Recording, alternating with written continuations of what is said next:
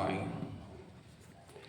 سبحانك لا علم لنا إلا ما علمتنا إنك أنت العليم الحكيم ولا حول ولا قوة إلا بالله العلي العظيم. أعوذ بالله من الشيطان الرجيم. قل أعوذ برب الناس ملك الناس إله الناس من شر الوسواس الخناس الذي يوسوس في صدور الناس من الجنة والناس. صدق الله العظيم. Surah An-Nas ayat yang pertama hingga ayat yang ke-6. Surah An-Nas. Surah ni Tuhan tu mari Jibril malaikat mari ajar kepada Nabi kita apa nama ni, setelah Nabi kita ni kena sihir. Nabi kita ni kena sihir, duk mengapai banyak bulan juga, kata riwayat 8 bulan. Kerana ada seorang Yahudi tu pergi dah ambil sisir Nabi, lepas tu dia ni buat sihir dengan sisir Nabi. Lepas tu letak dah apa ni, japi-japi siap buat sihir, getok dalam telaga. Getok dalam telaga susu. Jangan Nabi tu ngapai dalam mana. Rambut dia serudung, tak ada sisir. Apa nama ni, seolah nyemigah, dia puasa kata tidur dengan bini. Tapi ada hal tu tak ada tidur kali. Maka marilah dua malaikat mari tengok Nabi duduk di atas kepala seorang, lepas tu duduk di kaki seorang, duduk kecek lah malaikat dua ni. Malaikat seorang ni kata dia ni Muhammad ni kena sihir. Orang yang buat sihir ni orang Yahudi lah.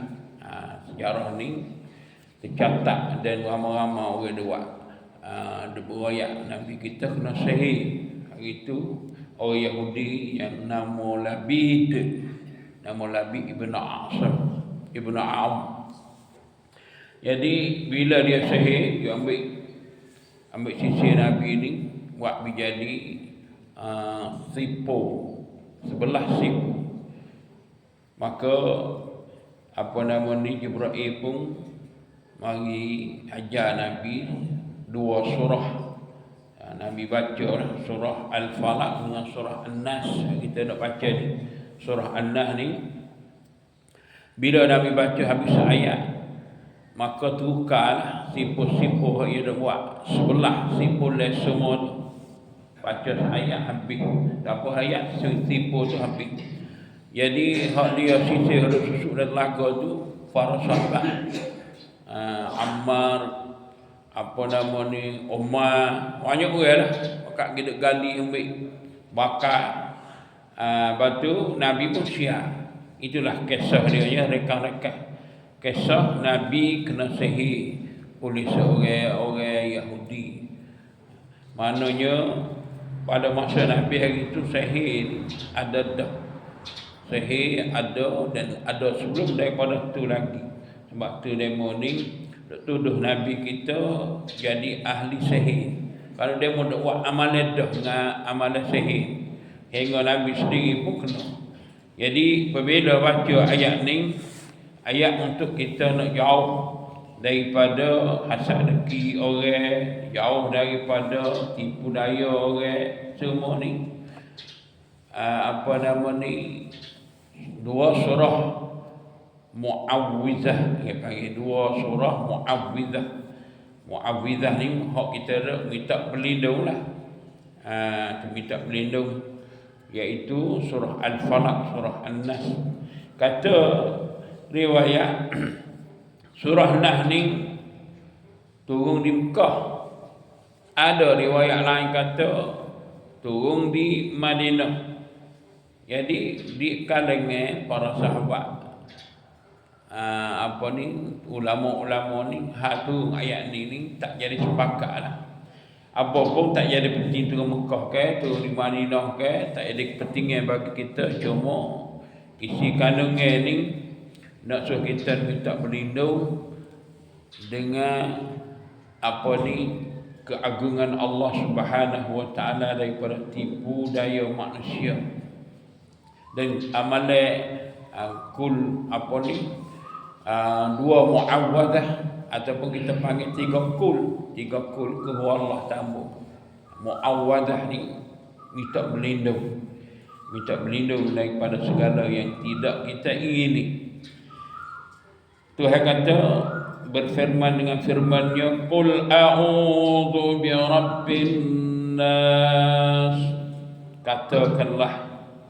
Katakanlah wahai Muhammad, aku berlindung kepada Tuhan yang memelihara dan menguasai manusia. Yang di ayat ini dia ada Rabb. Kata Ibnu Katsir, ada Rabb, ada muluk. Rabb mana? Tuhan. Muluk mana? Milik raja. Dan ada ilah, ada ilahiyah, ada ketuhanan yang kita sembah. Maka Nabi ini diperintah suruh mengucap dan suruh berlindung dengan Tuhan manusia, iaitu Tuhan Allah Subhanahu wa taala. Kerana tidak ada Tuhan yang membuat manusia, mencipta manusia dan mengatur segala-galanya melainkan Dia. Jadi Dia ni patut panggil Rabb. Tuhan hak segala manusia, kerana di tengah-tengah manusia tidak ada Rabb Tuhan lain lagi daripada Tuhan hak kita semua ni. Tapi hak tu bukan Rabbun Nas. Rabbun Nas ni Tuhan semua manusia. Bukan Tuhan hak agama mundak. Tuhan hak manusia, iaitu Allah Malikin Nas, raja menguasai sekalian manusia. Malikin Nas, ya ada seperti kita ayat tadi lah, Ibnu Katsir kata ada Rabb, ada Malik atau muluk, raja, milik. Dan raja ni milik segala-gala. Milik manusia duduk atas dia. Dia nak mati, nak hidup, dia nak susah, dia nak senang, ada atas dia. Ilahin nas. Dan Allah ini semua ilah yang mana? Tuhan yang disembah, Tuhan yang kita nak sembah, Tuhan manusia. Lepas tu Tuhan manusia ni boleh kata manusia ni bukan manusia, tapi Tuhan hak kita sembah, milik segala-gala yang ada pada manusia, dia milik dia dan dialah layak kita sembah. Tak ada hak lain berhak untuk disembah melainkan Dia saja. Min syarril waswasil khannas. Minta berlindung daripada apa? Minta berlindung daripada kejahatan ataupun bisikan waswas syaitan yang biasa khannas, yang biasa duk sembunyi. Kalau cerai dia, kalau kita dia syaitan ni bila kita duk ucap semua minta berlindung dengan Allah semua, dia lari menusuk. Sebab tu Tuhan sifat sini waswasil khannas, bisikan-bisikan yang tersembunyi. Dia duk nusuk. Bila lah Tuhan ni balik molek tak minta berlindung dengan Allah, Quran tak baca, semaya tak buat, ia pun selalu masuk rapat. Ia tak jadi khannas lah. Ia terus selalu masuk rapat, selalu tipu lalu. Jadi hak kita tak nampak ni, benda yang tak nampak, dia jadi waswas, dia jadi kita ni papolah, dia jadi serabut dengan malas semaya sangat ni, papolah berasa nak buat maksiat ni. Ni kerana ada bisikan syaitan supaya kita ni nak buat perkara tu yang sifat baik, sifat khannas. Khannas mana dia duk nusuk. Kalau kita tak minta jauh lah, dia mari dekat. Bila dia dekat, dia tipu lalu kita. Hari kita minta nak jauh ni. Alladhi waswisu fi sudurin nas, yang yang membisikkan, yang memuaswahkan pada pada diri manusia, dalam hati manusia, dalam dada manusia.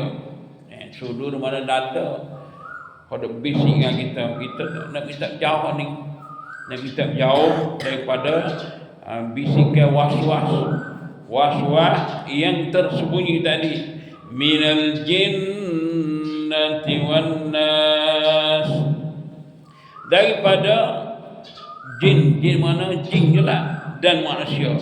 Kerana was-was ni, syaitan ni ada syaitan manusia, syaitan jin.